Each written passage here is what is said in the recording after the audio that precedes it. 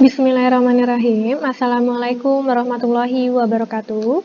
Ananda sekalian yang dirahmati oleh Allah, semoga selalu dalam keadaan sehat walafiat dan tetap semangat dalam menjalankan proses pembelajaran secara online di semester yang kedua ini.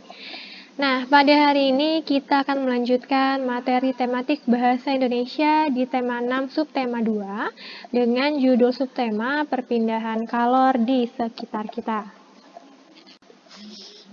Nah, untuk materi Bahasa Indonesia ini kita mulai di buku Bupena halaman 31 ya nak ya. Silakan dibuka buku Bupenanya halaman 31.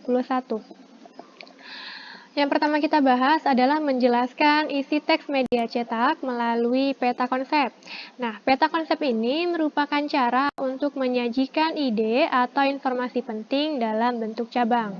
Pada peta konsep, informasi penting dihubungkan dengan informasi lain yang ditulis dalam bentuk kata kunci atau gambar. Melalui peta konsep, sekumpulan data atau informasi diolah dengan cara tertentu sehingga dapat dipahami oleh pembaca. Nah, untuk peta konsep ini kita sudah pernah membuat contohnya di semester 1 ya nak ya. Ini Ustazah ulangi kembali.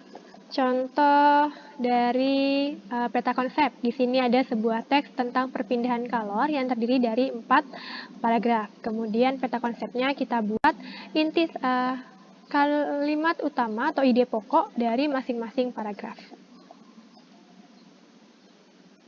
Kemudian yang kedua, membuat kesimpulan isi teks media cetak. Nah, kesimpulan ini dapat dibuat dengan cara mengambil intisari dari informasi teks berdasarkan apa yang telah diuraikan melalui poin-poin atau peta konsep. Nah, ini contoh untuk membuat kesimpulan sudah pernah kita lakukan pada saat latihan di subtema 1 ya nak ya.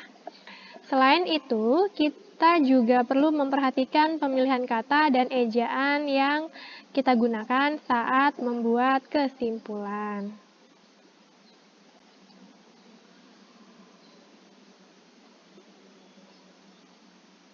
Nah, ini adalah contoh dari kesimpulan perpindahan kalor secara konveksi. Di sini terdapat 4 buah paragraf, kemudian kita buat kesimpulannya menjadi lebih ringkas. Kemudian yang ketiga, menjelaskan isi teks media cetak melalui pokok pikiran. Pokok pikiran terdapat di dalam setiap paragraf pada teks yang disajikan. Umumnya, pokok pikiran ini terdapat di dalam suatu paragraf yang terkandung dalam kalimat utama atau kalimat pokok yang berada di awal paragraf. Dengan mengetahui pokok pikiran, kita dapat menjelaskan isi teks media cetak melalui bahasa kita sendiri. Nah, media cetak ini biasanya kita temukan pada koran, majalah, ataupun buku. Contohnya di sini adalah embun terbentuk dari proses perubahan uap-uap air menjadi titik air. Proses terbentuknya embun ini biasanya terjadi pada malam hari. Saat suhu udara cukup dingin. Kemudian, saat udara dingin, udara itu tidak mampu menampung uap air dalam jumlah banyak. Uap air yang tidak mampu ditampung itulah yang kemudian berubah menjadi titik-titik air atau embun. Nah, dari paragraf atau teks yang ada di atas, kalimat utamanya adalah embun terbentuk dari proses perubahan uap-uap air menjadi titik-titik air.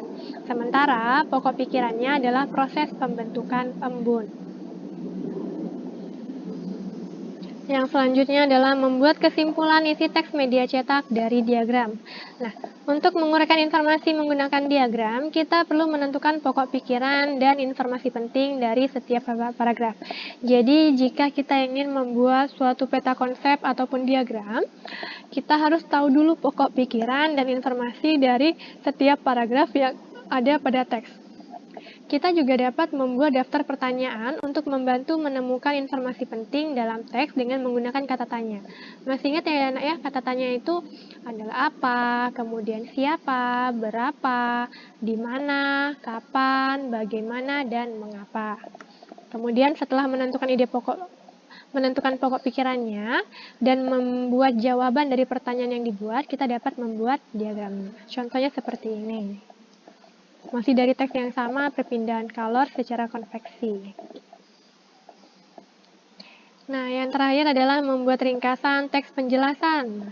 Untuk membuat ringkasan, kita perlu menemukan pokok pikiran dari setiap paragraf. Di sini sudah ulangi kembali bahwa ringkasan ini adalah berisi pokok pikiran yang kita tulis secara singkat atau ringkas. Nah, kita juga bisa membuat diagram untuk memudahkan memahami pokok pikiran dari setiap paragraf pada teks tersebut. Selanjutnya, barulah kita dapat membuat kesimpulan dengan bahasa yang kita gunakan sendiri. Baik, sekian dulu materi Bahasa Indonesia untuk hari ini. Jika ada yang belum dimengerti, boleh ditanyakan kepada Ustazah. Ustazah akhiri, wassalamualaikum warahmatullahi wabarakatuh.